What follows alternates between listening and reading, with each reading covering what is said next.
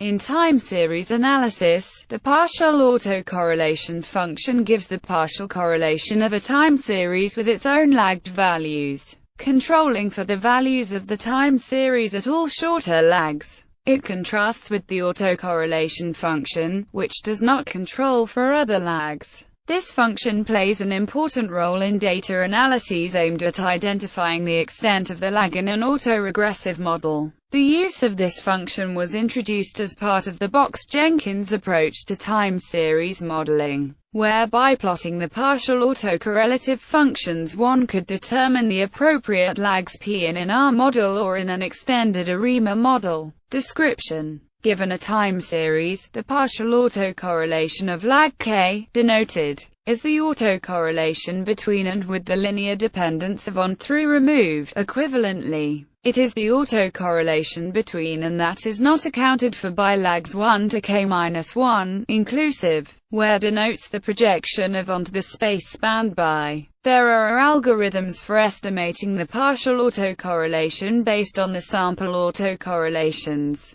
These algorithms derive from the exact theoretical relation between the partial autocorrelation function and the autocorrelation function. Partial autocorrelation plots are a commonly used tool for identifying the order of an autoregressive model. The partial autocorrelation of an R process is 0 at lag p plus 1 and greater. If the sample autocorrelation plot indicates that an R model may be appropriate, then the sample partial autocorrelation plot is examined to help identify the order. One looks for the point on the plot where the partial autocorrelations for all higher lags are essentially 0, placing on the plot an indication of the sampling uncertainty of the sample. PACF is helpful for this purpose. This is usually constructed on the basis that the true value of the PACF, at any given positive lag, is 0. This can be formalized as described below. An approximate test that a given partial correlation is 0 is given by comparing the sample partial autocorrelations against the critical region, with upper and lower limits given by, where n is the record length of the time series being analyzed. This approximation relies on the assumption that the record length is at least moderately large and that the underlying process has finite second moment.